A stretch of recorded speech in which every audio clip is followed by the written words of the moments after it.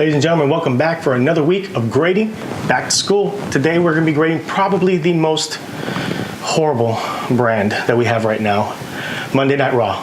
I used to be a fan of Monday Night Raw. I still am, but you know, we're going to have to be grading these shows. Public service announcement, we're going to be having some below average grades today. It's Beyond the Shoot.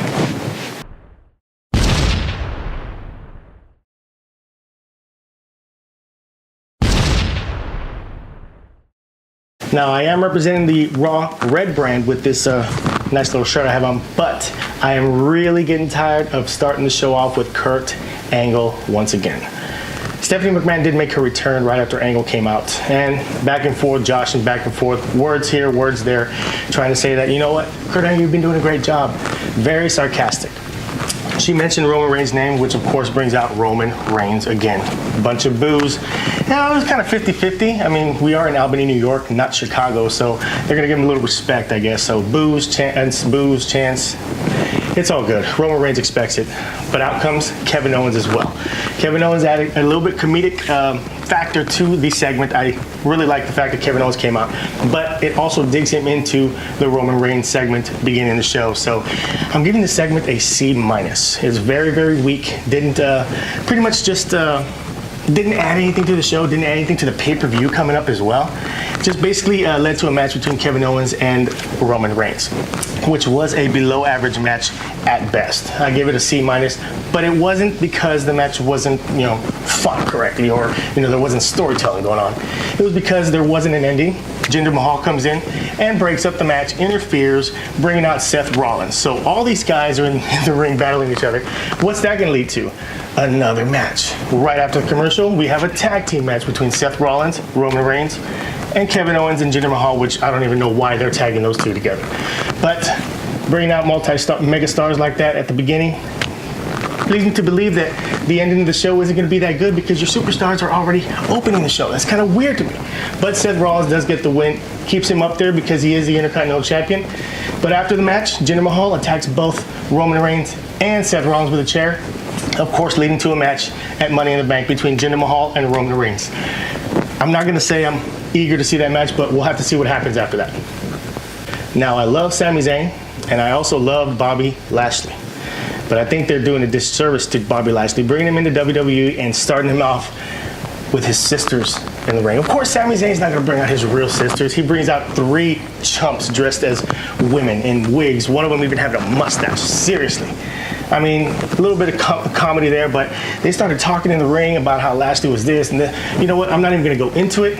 Lashley comes out, beats the hell out of everybody. I give this segment an F. WWE is doing a disservice to both Sami Zayn and Bobby Lashley. Cut it. Next match, I really like the fact that Ember is being pushed, going up against Alexa Bliss in a one-on-one contest. It was a really well, not a really good match, but it was okay. You know, these ladies are bringing their all. You know, they're trying to do what they can on Raw with the crowd that they have. It was a C+ match. I give it a C+ because I love Ember Moon. They're pushing her, and they actually gave her a clean victory. I call it clean victory, even though Mickie James did interfere a little bit, but it didn't do too much to deter Ember Moon. So it's not really a, you know, jaded victory. It's a clean victory, a 1-2-3 pin after the Eclipse on Alexa Bliss, former women's champion on Raw and SmackDown. So you gotta know that Ember Moon's getting this push, and is getting this push for a reason. She might win the Money in the Bank ladder match. We'll have to see when that pay-per-view comes out.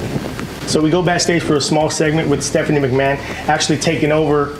Well, she says that Kurt Angle allowed her to use his office. No, she's his boss. She took over the office. Put a little decorations here and there. In comes Finn Balor and Braun Strowman. They tag teamed last week, which is kind of weird because they're awesome singles competitors. So Stephanie McMahon recognized that. And what does she do? She makes a singles match for the main event. Finn Balor versus Braun Strowman. David versus Goliath. Can't wait to see that match. I'm a big fan of both these guys. Braun Strowman's white hot. Finn Balor, always one of my favorites. We'll have to see what happens. So now we have our first example of 50-50 booking. We have No Way Jose versus Baron Corbin. A few weeks ago, Baron Corbin got beat by No Way Jose with a roll-up. It's kind of weird. He was just coming off of NXT. So here, squash match, I believe. I mean, it was like 5 minutes of squash. There was a little bit of a, you know, back and forth tussling. No Way Jose did have some offense, but Baron Corbin with the win, 50-50 booking. It wasn't a huge match to me. I give it a C-. On to the next one. Now to probably the highlight of the show, the B team, the newly formed B team, the ex-Miztourage B team. Of course, it stands for the best team, but everybody knows B team, not the A team, of course. They're going up against Breezango for the second week in a row. Of course, they beat Breezango last week to start their, I guess, their undefeated streak, 1-0. But they need one more win to start a winning streak. And they did get that. They got the win. It was a very comedic match. I thought it was really cool. It was 5 minutes, but I was laughing the whole time. I liked it. I give it a B. Can't give it an A because they are B, team squads, they're not superstars, but it was an okay match. The best part though was afterwards when they got the win, they had a huge celebration, hugging each other, knocking each other over, going to the announce booth, hugging everybody there, dissing coach by not high-fiving him or hugging him. It was kind of weird. And then they got on one of the chairs and slid all the way down to the ring and fell. It was hilarious. I give that celebration an A+. These guys, I hope they do a lot more with these guys than comedy, but for right now they're doing very well. Celebration A+, match B+. And now we get more Stephanie McMahon. We're having a contract signing for the Raw Women's Championship between Ronda Rousey, the challenger, and the champion Nia Jax. We know these two ladies are not good on the mic. They don't have that strong mic presence, that strong presence at all with the fans. Ronda Rousey, of course, she is one of the biggest stars in MMA, WWE history. So she's gonna get the cheers. So they come in, and who gets the mic? Stephanie McMahon. She talks throughout the entire contract signing. They sign, they start talking a little bit to each other, but this was horrible. This is a contract signing we did not need to see. Sign the contract in the back, let's have the match at the pay-per-view. I give the segment a D. It was horrible. There was no action, there was no fighting, there was no nothing. They actually shook hands at the end, and Ronda Rousey said, "Oh, I'm gonna take your arm and I'm gonna take your title." Cool, you could have done that backstage. Stephanie McMahon, of course, takes the whole cake on this one. I mean, she spoke the longest. She made her presence felt again for the third, fourth time, whatever, on the show. She's really wanted to get a lot of TV time here. But like I said, I give it a D. Let's move on. Let's see how the match goes. I think it's gonna be a flop. I just don't think these ladies are gonna do well with each other, but we'll have to see. So we had a little backstage incident with Chad Gable and Dolph Ziggler and Drew McIntyre. They were there with Kurt Angle, and a little tussle led to a match later on, which I gave a B+. I think these two gentlemen, Dolph Ziggler and Chad Gable, are really, really good wrestlers. Amateur wrestlers, they were collegiate wrestlers. One of them was trying to go to the Olympics, Chad Gable, of course. I think they really, really meshed well together. I gave this match, like I said, a B+ because they really brought it. Chad Gable was telling a little story. Of course, he's a smaller guy, and he's going up against these two guys, well, Dolph Ziggler, but also Drew McIntyre outside. I like the fact that they're letting Dolph Ziggler get the 1-2-3 off of a super kick. I really like that. I want somebody to have that as a finishing hold. I think he's the guy that should have it as a finishing hold. Afterwards, of course, Drew McIntyre comes in and gives him his finishing move, knocks him out again. So I think this is going to lead to something later on. Chad Gable, I think you're in good hands with these two guys. They're gonna take you far. I'm thinking a Jason Jordan comeback. Mike was thinking it too. Tony, well, when he wasn't asleep because the show was that bad, was probably thinking the same thing as well. So we'll see what happens later on. Jason Jordan returns. We'll see if the Alpha, what was it called? American Alpha comes back. We have a surprise qualifying match for the women's Money in the Bank coming up. It's pretty much thrown together. We got Natalya, we got Dana Brooke, insignificant Dana Brooke, and we have two members of the Riot Squad. We got Sarah Logan, and we got Liv Morgan. Morgan and Logan, I get confused those two.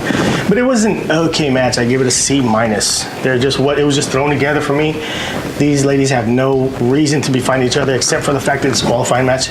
But I mean, you could have had a qualifying singles match, probably be better, maybe between Dana Brooke and Natalya, or the two ladies from the Riot Squad. I think it would have been better than a four-way. Put the intention on some of these ladies. Give these ladies a little bit of time to show what they can do. Don't put them in a four-way where there's action over here, action over here, action over here, and it gets lost. So my opinion is we need to have more women's singles matches if you want to qualify. But like I said, it's my opinion. C-, ladies, okay job, on to next. So the winner of the match was Natalya. She put the sharpshooter on Sarah Logan, made her tap, and she's going on to Money in the Bank to see if she can win that Money in the Bank briefcase. Now, one of my favorite parts of Raw every week is Elias coming out to do his spiel on his guitar. It's A+ for me for that little segment, but we're going to go straight to the match. He's having another match with Bobby Roode. I think this is like 6 matches with Bobby Roode already. I just don't know where to go with this. I mean, this is a good feud. I like both wrestlers, but one wins, the other wins, back and forth. It's not even 50-50 booking anymore. It's just like, okay, you can win this time. You can win the Money in the Bank qualifying match. You can do. I don't know where they're going with this. It was an okay match. You know what? It wasn't an okay match. I give it a D. It was horrible. I think they need to do something more with these guys instead of put them in matches. Start a storyline with them, not just matches after matches after matches. I need to see something more. Elias did get the win, but it didn't really mean anything to me. I give it a D, except for the fact that Elias did entertain the people with WWE again, meaning walk with Elias, but other than that, D for me. And guess what? We are at the end of our 3-hour show. We are at the main event. Finally, we got Finn Balor versus Braun Strowman. David versus Goliath, like I said earlier. This was a hell of a match. It started off really slow. Braun Strowman kicking the hell out of Finn Balor, left and right, pillar to post. But Finn Balor showed his heart, showed his guts. And he actually brought a lot of offense to Braun Strowman. Took him outside, gave him the coup de grace outside. I mean, threw him around a little bit, actually. But of course, in the end, the bigger man did win. This time, Goliath beat David. Braun Strowman, of course, pointing up to the Money in the Bank, saying, "This is mine." Both those guys are going to be in that ladder match. I predict that Finn Balor is going to win it. But like I said, Braun Strowman is a big dude. He's not really going to be beat by a smaller guy like Finn Balor, even though he can fly around a lot. But Braun Strowman with the win, taking him down and actually showing a little bit of compassion at the end of the match, picking him up again. Everybody thought he was going to do another body slam. Nope, he just puts him up in the corner, does his little Braun Strowman thing in the middle of the ring, and that was the end of the show. So it was a good end, good match, but it didn't save the show. I still have a really bad grade for the show. So before I give my final grade, I'm going to let you know that this show really actually made Mike Hito sick. He is actually sick right now in bed while we're doing this shoot. Tony, our producer, actually fell asleep during the show. I mean, we are true fans of WWE. We love WWE. And we think that Raw is being mishandled, mismanaged, and I don't know if it can't be critical. It's got to be the McMahon family. It has to be Vince. Something has to happen. I don't know. NXT signings, they're not working. The tag team division is nowhere to be found. I don't know what to do. This show, final grade, I give it a D. I have never given a show a D, ever. NXT's beating them. SmackDown Live is beating them. This is the worst brand right now in WWE. Something has to happen. But like I always say at the end of the show, those are my opinions. Those are my grades. But I want your opinions. I want your grade for the show. Click the I right above me. Let me know if you gave it better than a D. If you gave it an F, you and me, we're friends. We're homies. But also like, comment, subscribe, even dislike. Come at me, bro. Do what you want to do. Also, use your Twitter feed. Follow me at psycho_Steve BTS. Folks, once again, I want to thank you for joining us for this disturbing show.